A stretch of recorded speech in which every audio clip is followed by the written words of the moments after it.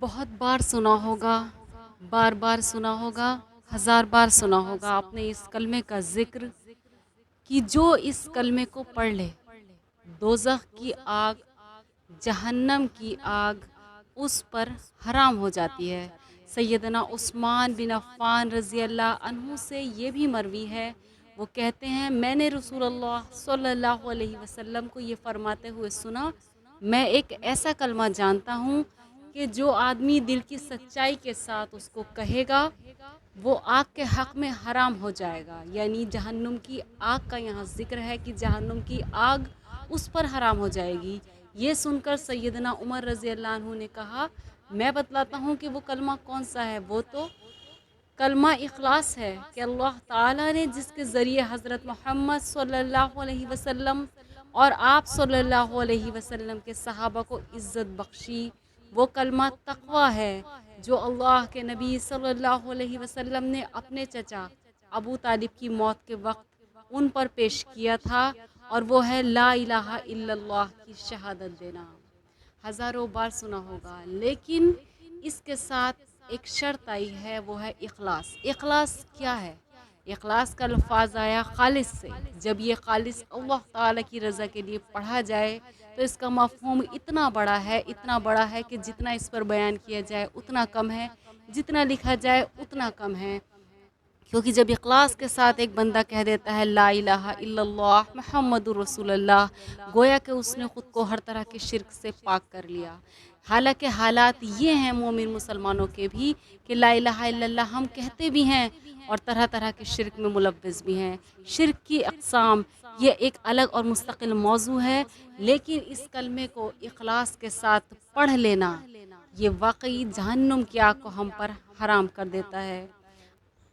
سیدنا ابو ہریرہ رضی اللہ عنہ سے مروی ہے، وہ کہتے ہیں میں نے رسول اللہ صلی اللہ علیہ وسلم سے یہ سوال کیا آپ کے رب نے سفارش کے بارے میں آپ کے ساتھ کیا سلوک کیا؟ آپ صلی اللہ علیہ وسلم نے فرمایا اس ذات کی قسم جس کے ہاتھ میں محمد صلی اللہ علیہ وسلم کی جان ہے۔ حضور جب قسم کھایا کرتے تھے تو یہ کہا کرتے تھے کہ اس ذات کی قسم جس کے ہاتھ میں محمد کی جان ہے۔ اسی لیے اس حدیث میں بھی اسی طرح کی قسم بیان کی گئی۔ میرا یہ خیال تھا، حضور نے کہا کہ میرا یہ خیال تھا کہ اس بارے میں سفارش کے بارے میں پوچھنے والے ابو ہریرہ تم پہلے شخص ہوں گے، میری امت میں پہلے فرد تم ہی ہوں گے، وہ اس وجہ سے کیونکہ تیرے اندر علم کی ہرس پائی جاتی ہے۔ اس ذات کی قسم جس کے ہاتھ میں محمد صلی اللہ علیہ وسلم کی جان ہے، مجھے جنت کے دروازوں پر اپنی امت کے لوگوں کے ہجوم کے بارے میں جو فکر ہے وہ میرے نزدیک میری سفارش کی تکمیل سے زیادہ اہم ہے، اور میری سفارش ہر اس آدمی کے لیے ہوگی۔ دھیان رکھیے حضور سفارش کریں گے، محبوب سفارش کریں گے تو اللہ تعالیٰ ان کی سفارش کو ضرور قبول کریں گے،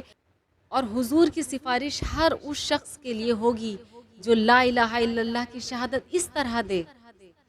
یہ ہے مین پوائنٹ۔ یہ تو آپ نے ہمیشہ سنا ہوگا کہ یہ کلمہ شہادت ایسا ہے کہ جہنم کی آگ سے آزاد کر دے گا، لیکن مین پوائنٹ یہ ہے شہادت اس طرح دے کہ اس کا دل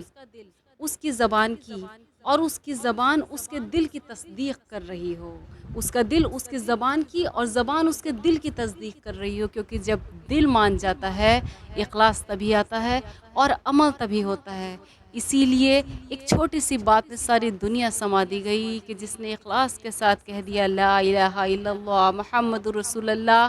دوزخ کی آگ اس پر حرام کر دی گئی۔ اچھا، بہت سے لوگ کہتے ہیں کہ ہم لا الہ الا اللہ کہتے ہیں، اگر پوری طرح عمل نہیں کرتے تو کیا ہم کوئی برائی بھی تو نہیں کرتے؟ اس پر بھی حضور کی حدیث ہے، پوری طرح یہ بات واضح کر دی گئی۔ ابو نعیم کہتے ہیں ایک آدمی یا ایک بوڑھا جس کا تعلق اہل مدینہ سے تھا آیا اور مسروق کے پاس ٹھہرا، اس نے کہا میں نے سیدنا عبداللہ بن عمرو بن عاص رضی اللہ عنہ کو یہ کہتے ہوئے سنا ہے کہ رسول اللہ صلی اللہ علیہ وسلم نے فرمایا جو آدمی اس حال میں اللہ تعالیٰ کو ملے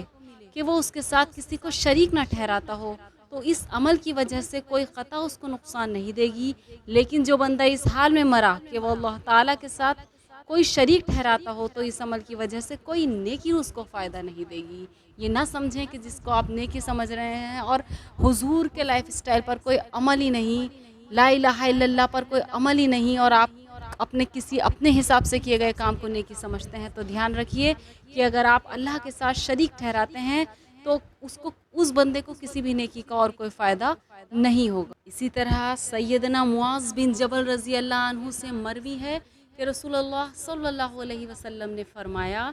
جنت کی چابیاں لا الہ الا اللہ کی شہادت دینا ہے،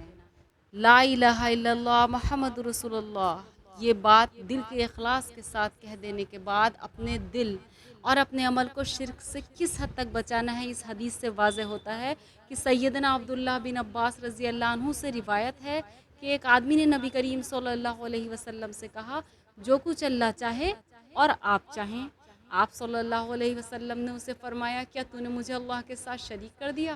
صرف وہ ہوتا ہے جو یکتا و یگانہ اللہ چاہتا ہے۔